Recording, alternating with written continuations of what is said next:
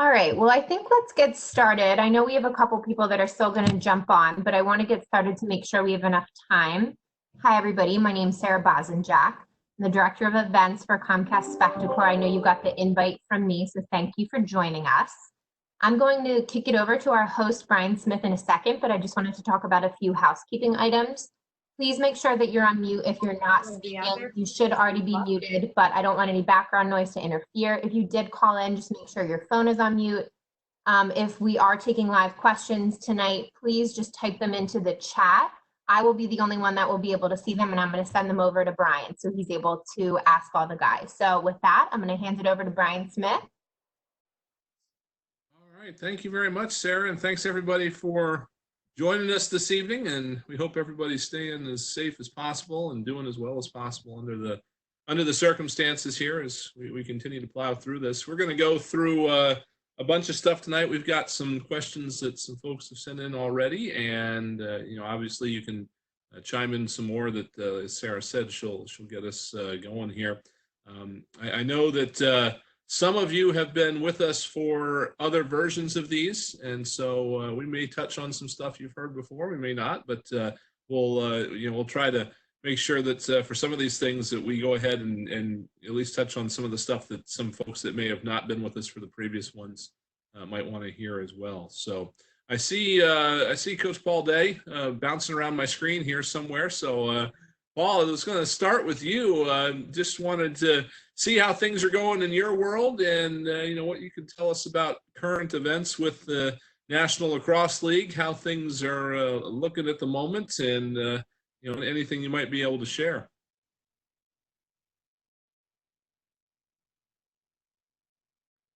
Unmute my phone there. I should know that we should all know that we've been on these calls so often. I just want to welcome everybody and just hope everybody's safe and healthy and your families are doing well. We've obviously missed you.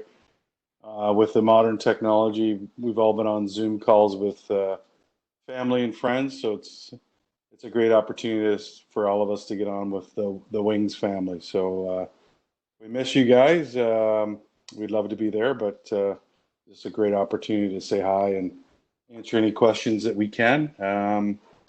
As far as myself, I'm like you. I've been home, pretty much isolating, a lot of homeschooling with my 9-year-old, online schooling, which has been a lot of fun. It's been a few years since I was in the 3rd grade, and a lot of NLL business. I'm on a few committees, so I think we say this all the time in sports that you're either getting better or worse every day, and I think as a Wings organization and as being part of some committees with the NLL, we're making sure that we're better than we were when we left and when we returned. So actually spending a lot more time with other coaches and GMs and other executives the last month than with our own team, because we're just working at a lot of things at the league level. So thanks for joining. We miss you, and hopefully you enjoy this today. I know we've touched on this in some of the other calls, Paul, but just to bring everybody in the loop, give us your thoughts on how the season had gone to this point for the Wings. Obviously, a huge improvement from last year, and I'm sure something you guys were very happy with. We know the regular season has come to an end, but can you kind of sum up the year for us? Some of the things that you and the rest of the coaching staff were happy with about this team? Yeah, obviously our record was much better. It was such a good group our first year, and then we just added some great pieces to fill in the puzzle. And defensively we're much better. Goaltending we're much better. We're likely sitting pretty good with the next 2 drafts. We should have a couple of first rounders this year, a couple of first rounders next year. So the future's bright. We're the youngest defense in the league at just over 25 years old. The next youngest defense is closer to 27. So we're pretty happy. I think our offense was just kind of hitting its groove. The Georgia game really helped, and it's a good group. I mean, it's just so hard to stop the season. We were on the road. We're the only team in the league with 1 road game left. The rest were at home. we completed all 3 of our back-to-back. So the hard part of our season was done, and we were, going into a real comfortable situation, being at home for some Saturday nights. So, so far, if we get back, it's been good. We'd like to make it better, and I think we're a team that can contend. We'll start making our way around the room here, and we'll start with Kevin Crowley, just because you happen to be at the top of my screen, Kev. And we, again, have had some chances to talk with you about some things you've been doing during the time off here. One of the questions we got from our group here today is, where does the nickname of the Big Cat originate from? Where did that come along? Yeah, so Big Cat was a nickname given to me by Jeff Snyder, an old wing. In 2010, we were at the World Games in Manchester playing for Team Canada, and he came up with a couple nicknames. He was kind of throwing them around and seeing what stuck, and Big Cat was the one that the team decided that they would land on. And now that I have a cat, it seems more apparent that it might have to do with the amount of sleeping cats do and the amount of eating this cat seems to do. How is the cat? Bring us up to speed for those who might not have heard the story here. The quarantine period was an opportunity for you to pick up a furry friend on a foster, right? Yeah, so when they closed the borders, I wanted to go home to Vancouver and see my family, but they closed the borders up. So I was like, well, if I'm going to be in Philly, and I know I was getting these posts coming up on my feeds on all social media, it was like, we need, people to look after these foster animals or foster these animals. So I reached out to the lady I knew at Philadoptables, and she set me up with a senior cat named Lucy. So I've been fostering her for about a month now. So we're kind of been navigating our way through this and trying to learn each other, I guess. It's been quite the experience. Nice. That's terrific. Blaze Reardon is next to you on my screen anyway, as the boxes kind of move around here. And Blazer, I know that you guys are a bit of a group there, and we've checked in with the group individually for you over the past few weeks. How are things going? Just continuing to ride out the storm here?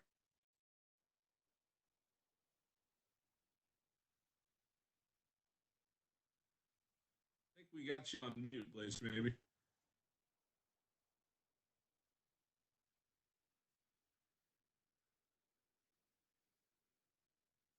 Hello. Oh, there we go. You got me? Yeah. Yeah. Sorry about that.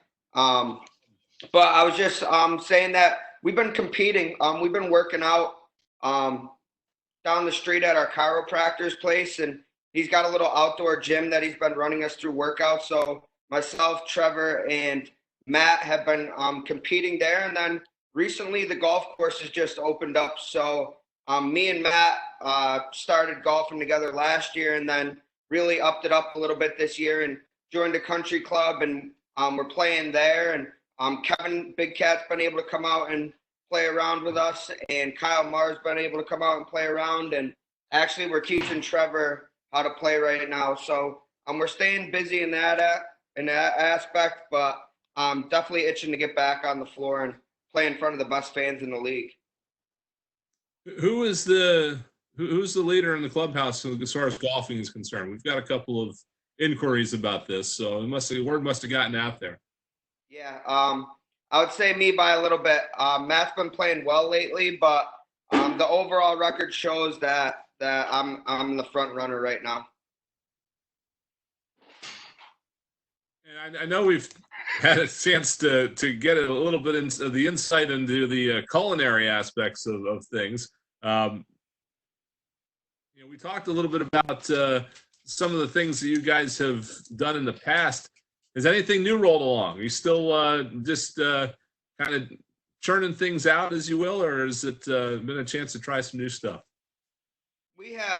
We've got an air fryer, and we got a bunch of different things. We've been ordering soup dumplings lately. That's kind of like our little cheat meal that we've been enjoying, and we really seem to enjoy those. And honestly, we've enjoyed each other's presence, and this is the first time since college that a lot of us have slowed down and been in the same place for more than a month. We're usually on the road 11 months out of the year. So just being able to enjoy the little things and, do things together and experience new things around Philadelphia has kept us busy. And at the end of the day, we know the circumstances, and we're making the best of them. And it's all good over here, and the vibes are good. And the last piece of the puzzle is everyone staying safe and getting through this, and then obviously the season starting back up. So we're all good over here in Philadelphia. We got Trevor Baptiste crawling into the edge of the shot there. Trev, how things going for you? Good. I was having a little laptop trouble, but I'm in. We're gonna share. Cool with that, Blake? That's all right. Cool with that? I'm doing well. Hopefully everybody else is doing well too out there. Hopefully everybody's staying safe and happy and healthy. We've had some questions about workouts. I thought I'd start with you on. I know Blazer mentioned you guys have been doing some training and stuff like that. You had a chance to show some demos on some drills and things like that, but what's been kind of the go-to workout, if you can summarize it for you guys during this time when you got to kind of get creative sometimes? Yeah, we lucked out and we've actually been able to get access to a gym. So we've been able to go there like 3 to 4 times a week, which has been great. We get really good workouts in there. And then the other days, you just got to get creative. Like you said, we're pretty close to the Rocky stairs, so we run those a lot. That's always fun. You kind of feel like a beast when you run up the stairs in a sweatshirt. And then we run our apartment stairs or just do like a floor workout, things like that. We just get pretty creative, but we're definitely lucky in the fact that we have a gym for access. What has been the go-to use for the air fryer? We did get a live question in on that. What's been the beneficiary of that machine? I mean, I'd say I'm the beneficiary because I'm not the chef. I live with 2 chefs, so I just kind of sit back and watch them cook whatever, and I'm the taste tester. So, but I think sweet potato fries is what we're usually grilling up in there, Yeah, or frying up, I should say. That is a good call there. Do we have Matt Rambo in one of the other windows? I thought I saw him fly by here. I don't know. He's been trying to get his golf game up. I just started. I'm catching up to him, so I think he went over to the range or something. I don't think he went up to his golf. I'm getting good. Yeah. I've been playing since I was in like kindergarten, and you saw me play. I was doing all right. Yeah, you were. I'm all right. I definitely understand the when golfers like get really upset and throw their clubs. I can see where that comes from now.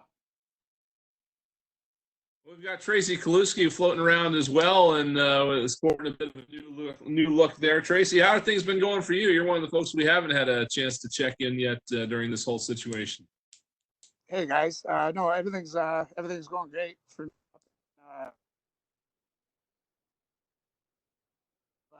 a young son. I have an 11-year-old son that I'm seems like constantly doing grade 6 math and grade 6 projects and working on my online academics.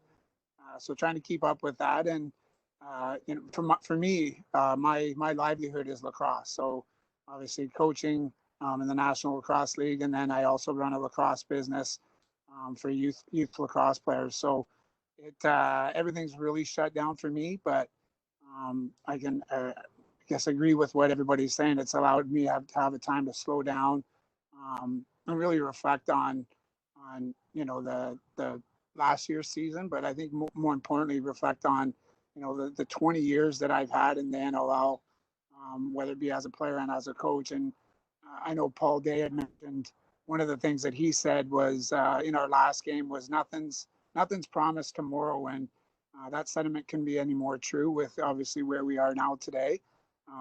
And again, we are just missing the game and really just thankful that we have that opportunity and looking forward to, again, getting back to that great city of Philadelphia and playing in front of our fans.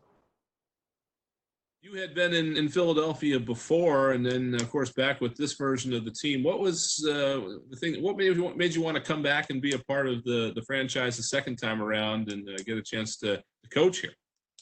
Well, I'm a Peterborough guy, and I'm sure as some of the fans would know, there's a lot of uh, uh, uh, I'm a Peterborough guy, so again, there's a lot of Philadelphia Wings players, former Wings players from back in the '70s that rooted from or came from Peterborough and played for that storied franchise.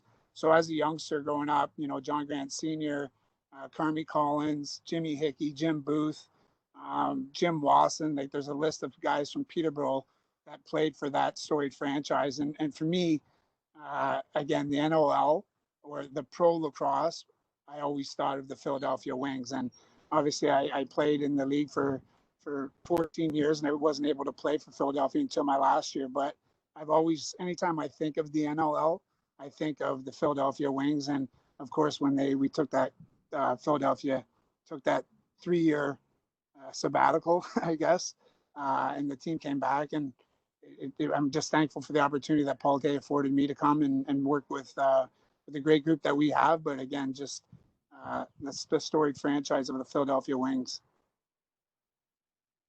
Do you have a memorable moment that stands out from that 1 year that you played as a player? Anything that kind of sticks out from that experience? Again, nothing that nothing more so because I can't remember it with all my concussions.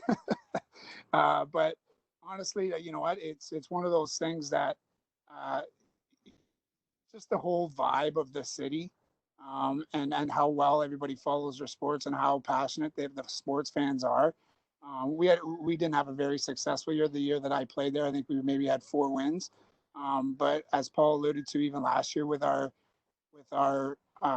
team, I think the pride of playing for a storied franchise such as the Philadelphia Wings in a city like Philadelphia was really my biggest memory of being there, and again, just relishing in that moment of being a professional athlete in that great city. Paul, we'll circle back over to you real quick. We had a couple of inquiries about game days for you guys, and I know we've touched on this a little bit this spring, but just to give us, again, if you will, another look into your game day routine, I guess both individually and as a coaching staff, some of the things that you guys do in the period from shoot around into pregame and then over the course of the evening.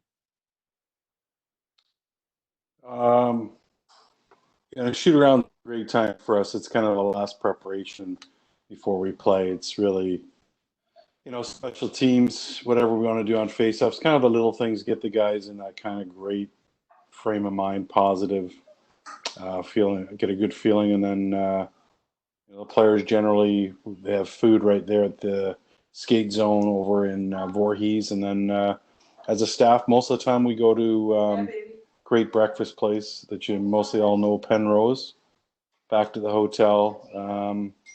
And this year we're staying at the Courtyard Marriott, not too far from the rink in the Navy Yard. And I love history, and I spend probably 2 hours in the afternoon by myself, listening to podcasts, walking around the Navy Yard, checking out the history, grabbing a coffee, and I miss that. I love that area. So, and then just get ready, game time, get to the rink, and start talking to the guys. And TK can probably add some stuff to that as well. But if you live in Philly, get down to the Navy Yard, walk around sometime. It's pretty impressive.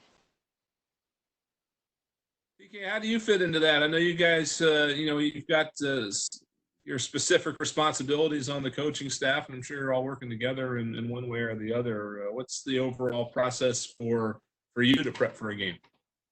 Yeah, very similar, obviously, as Paul alluded to, as far as game day routine, but obviously with limited amount of the practice time, the night before we typically, again, as Paul alluded to, we practice hard, we go through the motions, we make sure that everybody's crisp as far as, fundamental lacrosse, and obviously want to implement some play stuff. But I think on game day in particular, a game day shoot around, and especially the hours leading up to the game, is when you're able to have those one-on-one conversation with players, and talk about more specific things that's pertinent to their game. So I really, that's one thing that I miss the most is that game day routine. I'm not that historic seeker like Paulie, like going around and going around the Navy Yard and checking things out. Rubes and I are pretty low key in the sense that he's my roommate, Ian Rubel. We'll go to the morning shoot around again, have that interaction with the guys, do the film. And then more often than not, Ian Rubel and I are just going back to the room and we're hashing, we're having conversations about, obviously the matchup, who we're playing, things that we want to work on. And it's really it is a full day. We do like to have a little bit of a quiet time where we just kind of shut everything down for an hour or two, no different than when we were a player. I guess you get into that routine of game day routine of having the pregame nap. And even as a coach, I think sometimes we fall trapped to it. But again, it's something that I miss a lot. And it's something that, again, it's everyone's a little bit different, but I know that the game day stuff is, I think, most special to me because you can have those one-on-one conversations with guys and connect with guys a little bit more in that regard. We'll roll this over to Kevin Crowley as well in terms of being a veteran player in this league. How much of your preparation going into a game is worrying about what you guys are doing as a unit as opposed to perhaps what the other team is doing to try to slow you down?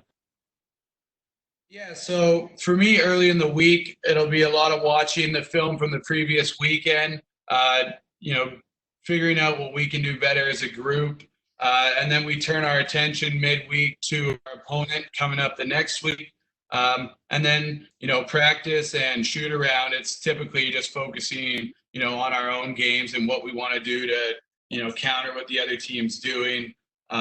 So that's where that special teams prep, coming up with specific plays to, design against a certain type of defense that you might see. So it's really, making sure as a player, we're getting our work in, our workouts through the week. We're watching film. We're getting our stick work in. We were doing a Wednesday shoot around with Chris Collins and some of the local Philly boys. So we're making sure our sticks are down and making sure we're ready to go for the weekend. When you are looking at this team, how it's come along from last season, what do you think has been the biggest key to this team's improvement this year? And what does it have to do to continue to build on that for whatever's next here, whether it's later this summer or next season?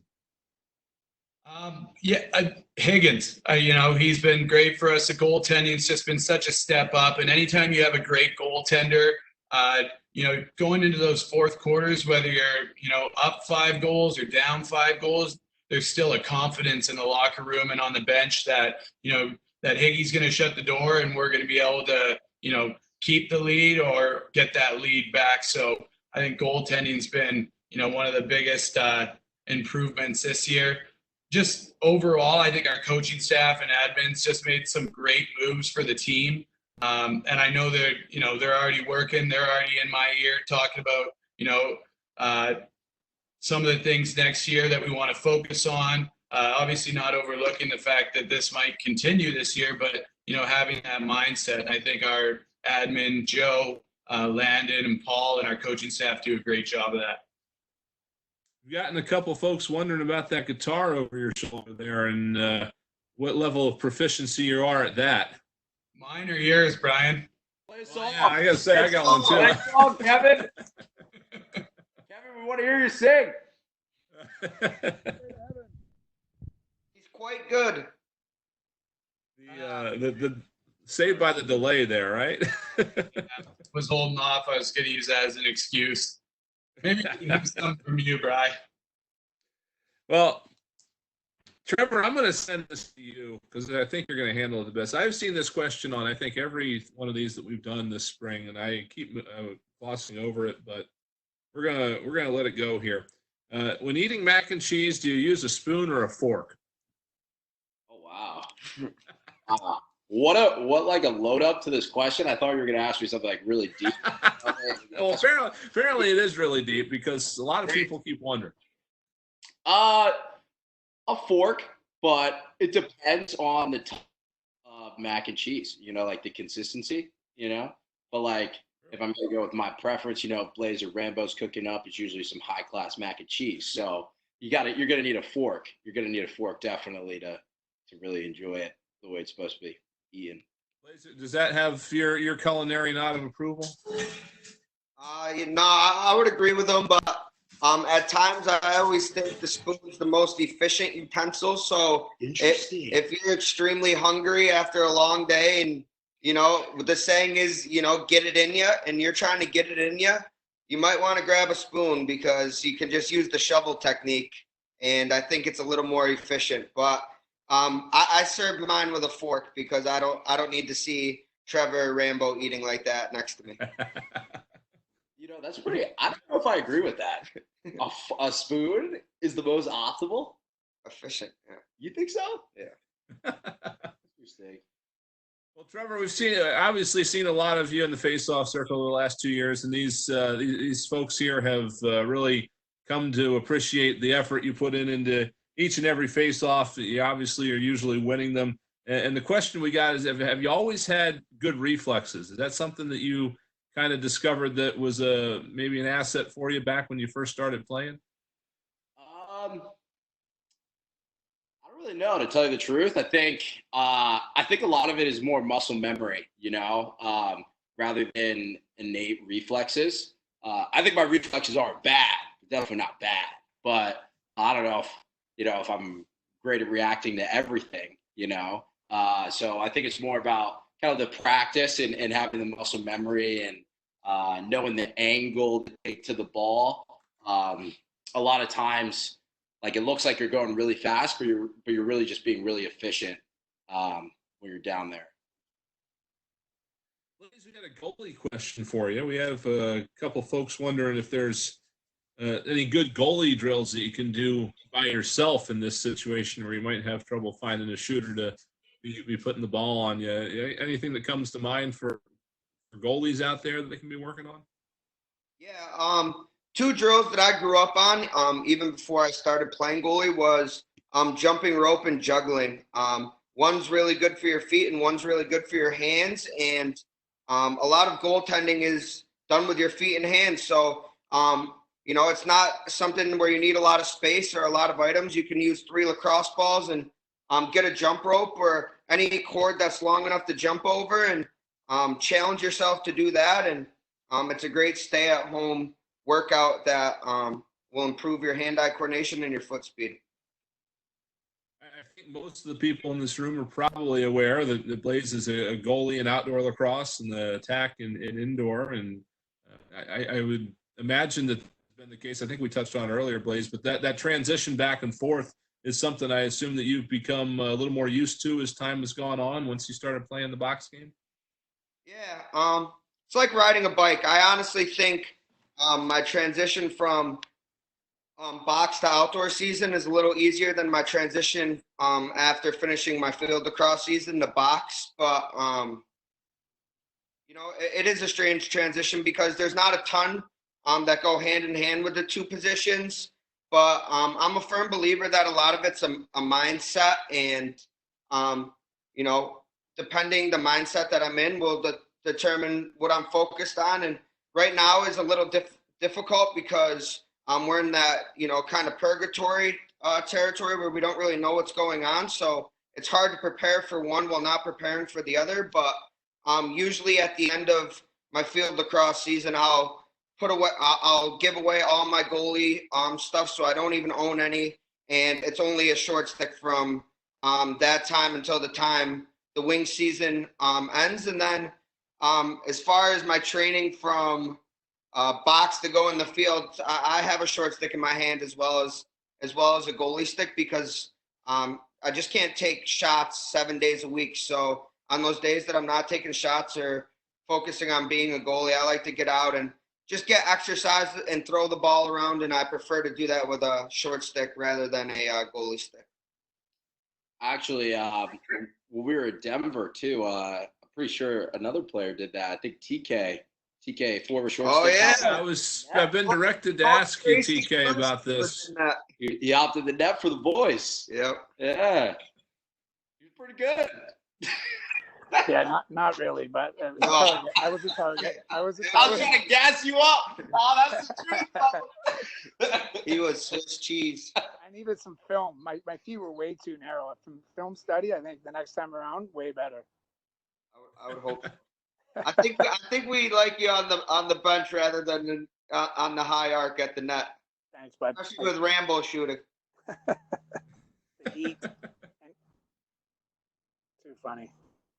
Tracy, do you have a lacrosse idol from your career? I know you've been doing this a long time. Anybody that stands out to you from maybe when you were, I don't know, younger, when you were a player, anything like that, that's somebody you've really looked up to over your career? Well, again, back to that, back to the old Philadelphia Wings guys, right? John Grant Sr.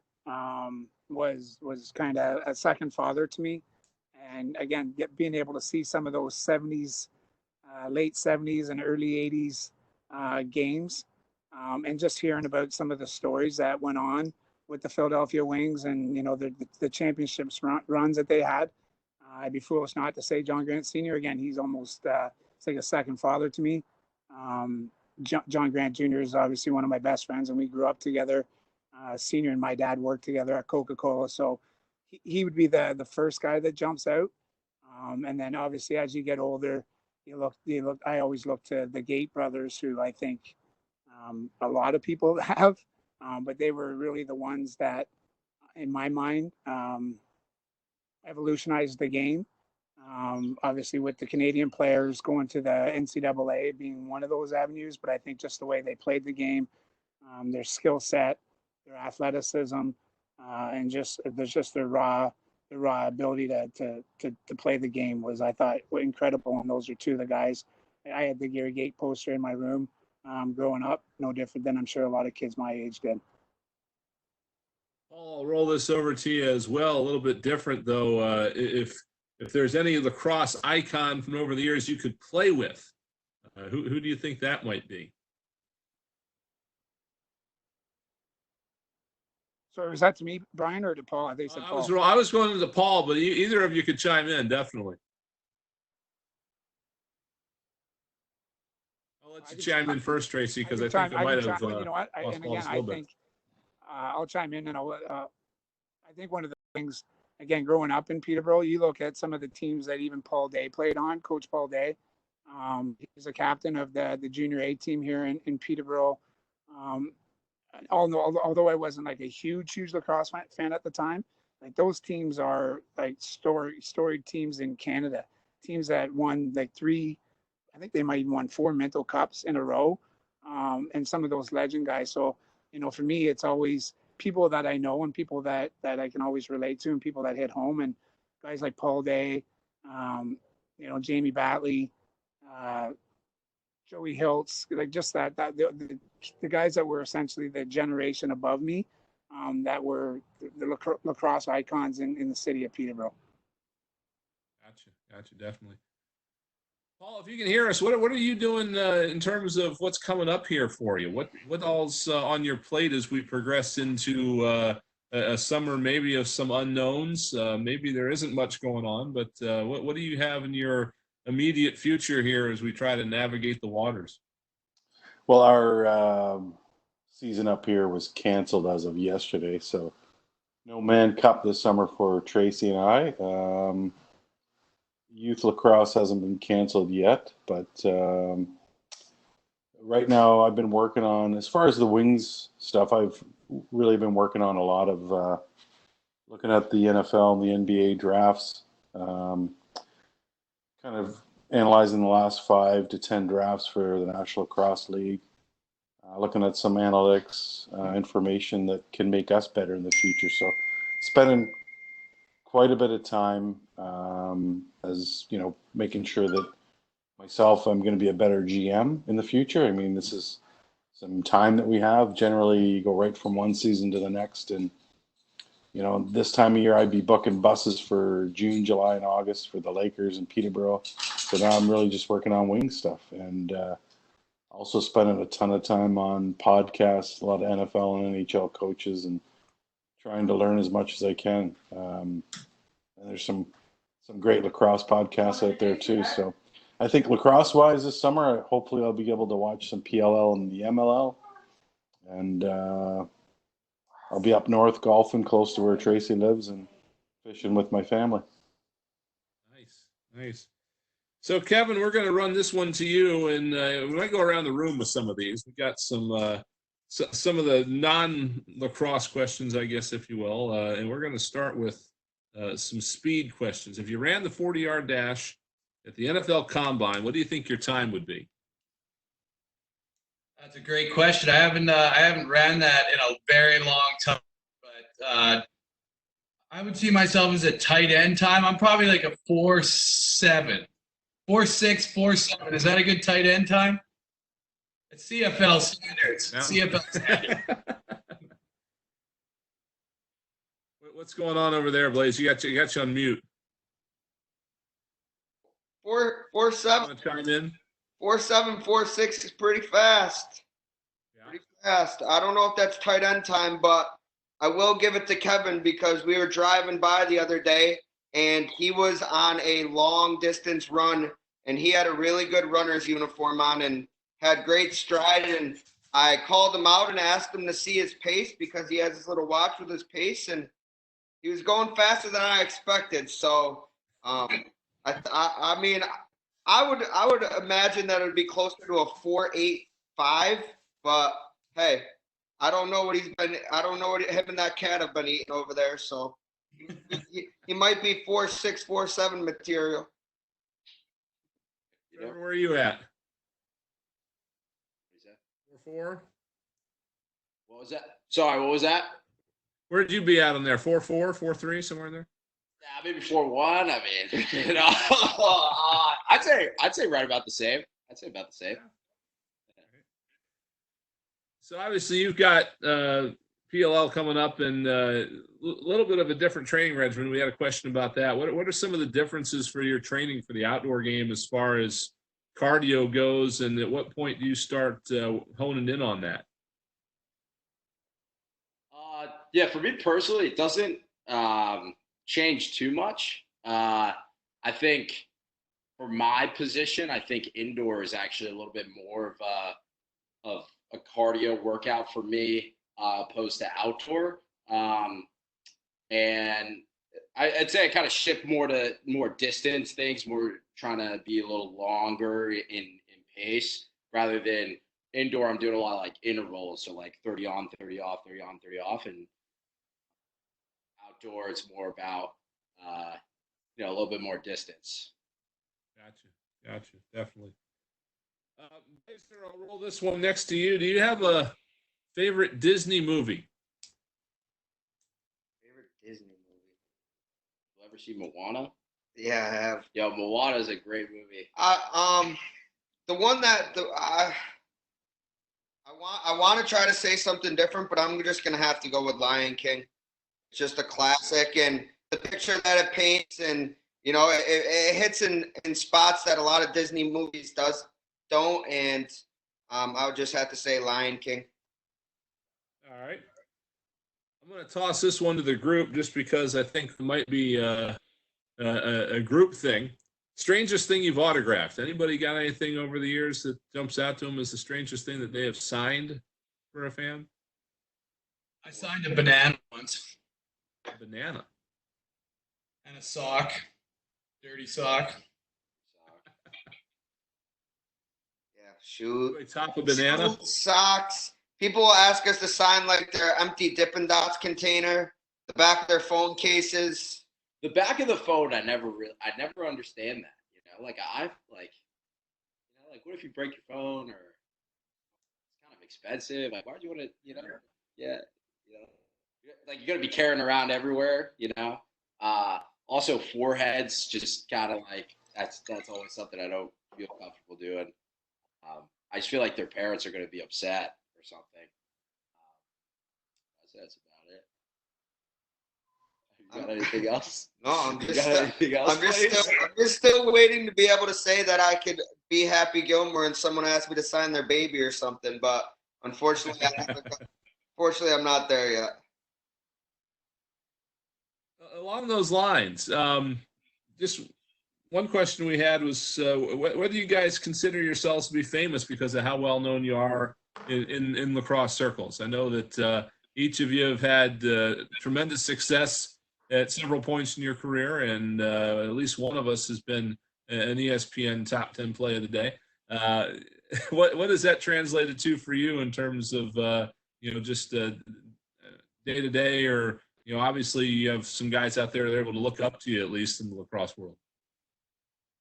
Yeah, I think it's huge. I think I definitely don't take it lightly. Like it's definitely a big responsibility, and it's important that you pay it forward. There's a lot of kids in here that I could see.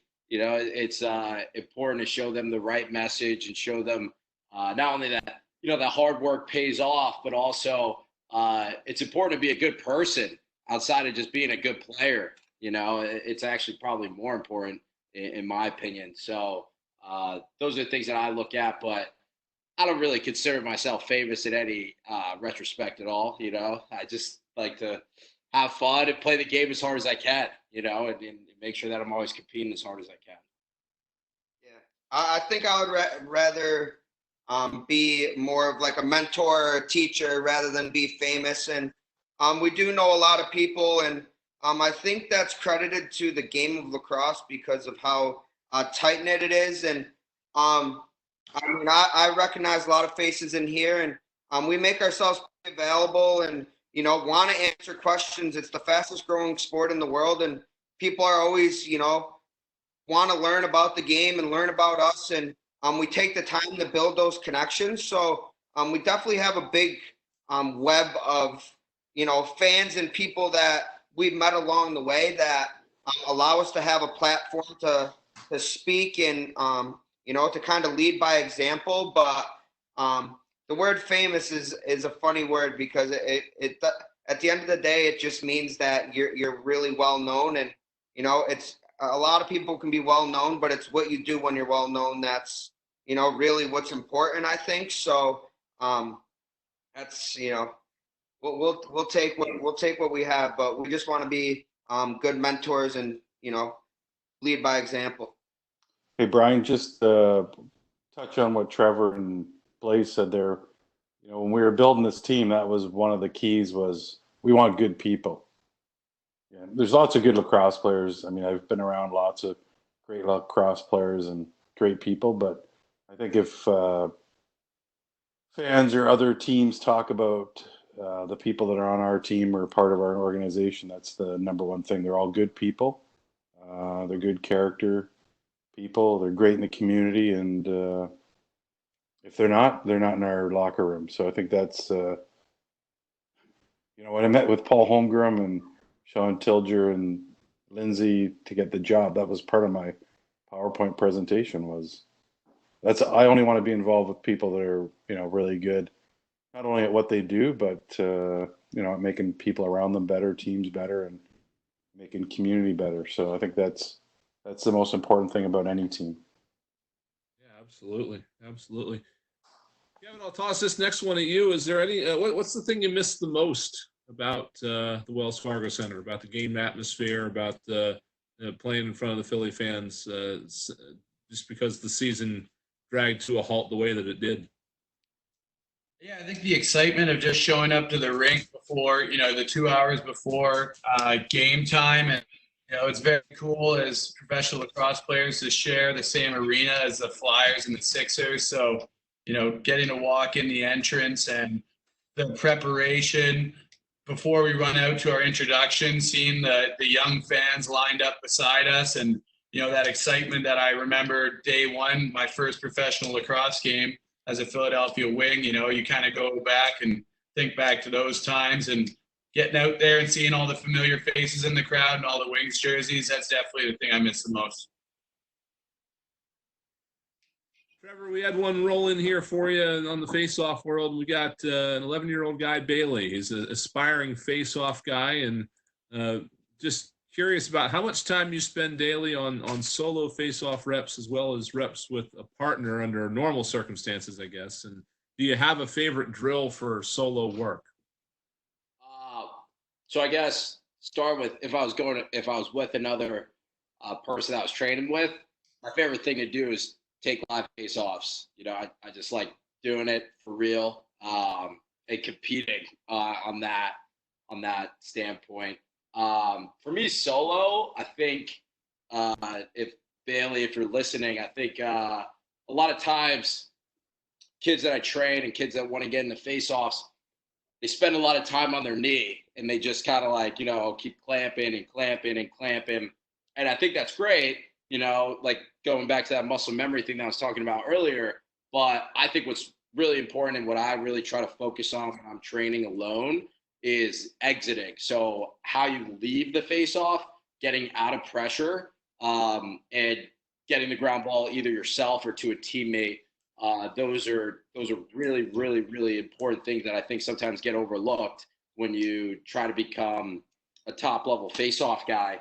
I'll just leave it at that. So basically, like, get up, move around, work on your ground ball work, work on popping that ball at different directions. So when you get in a situation in the game, you can just do it in a blink of an eye. Right. Sometimes I'm thinking like the numbers game, right? Like if I control like 70% of the balls, but if 30% of them I'm throwing them to a bad spot or to the other team or I'm getting turned over, then that's only like 40%. You're only winning like 40% at that point. So it doesn't really matter about how you control that ball for that 70. So I'd say those are the biggest keys for me. Okay. Ladies, I got one here. Another one of these off the wall ones I'll throw at you. Folks are wondering who is the funniest on the team?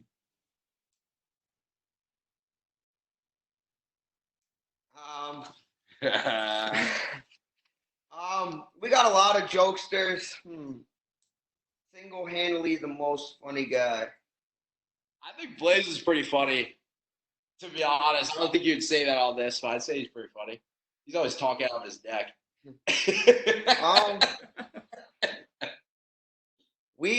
I think one of the guys that has the driest humor that maybe I'm not really used to, so I find it really funny, is Corey Vitarelli.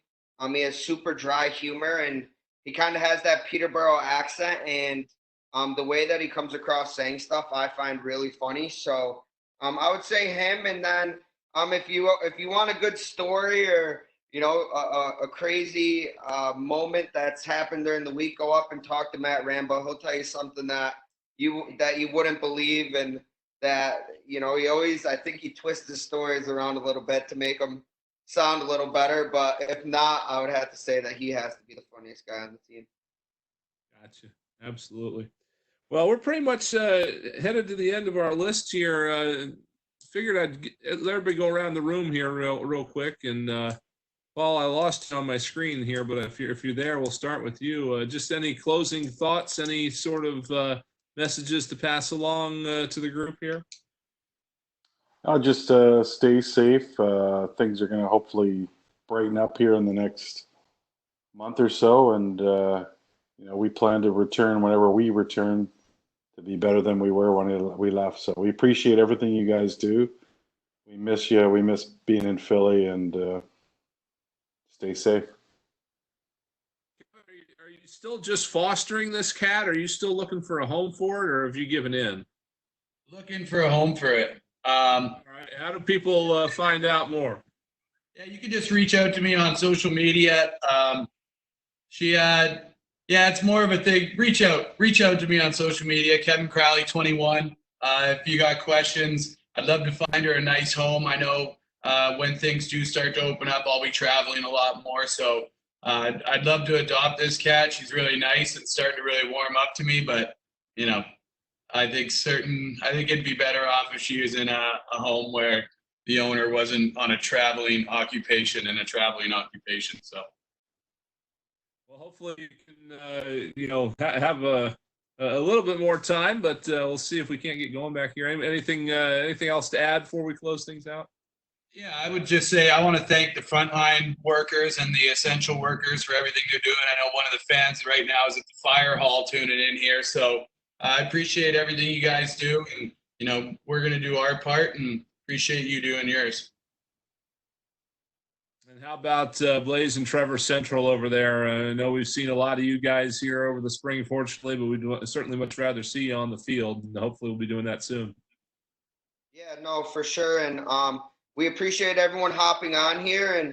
And one thing that really sticks, that clicks for me when I'm going through this and I see that there's 60 participants is that, when when times are easy, it's easy to be good at something. It's easy to stick together. But when times are the hardest, being able to stay together and push through together is one of the hardest things. And for 60 of you to hop on and take up an hour to be invested into this organization and into this team is definitely something that fuels us players because we want to get out there just as bad as you guys, but having your guys' support through the tough times really shows what kind of people you are and fans you are. And when we say that we have the best fans in the league, I think this is a prime example of that.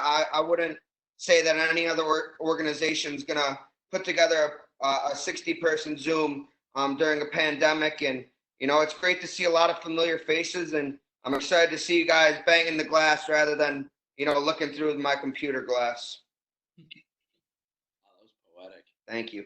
That was really poetic. Thank you. Yeah, I mean, I just kind of want to echo everything Blaze said. You know, he really, I think he kind of dropped the mic on me there. But obviously, you know, everything that we do, we appreciate everything that you guys do for us. You know, and coming out to the games, all the support, up and on this. I'm not sure if this is Zoom, Cisco, up and on this Cisco WebEx.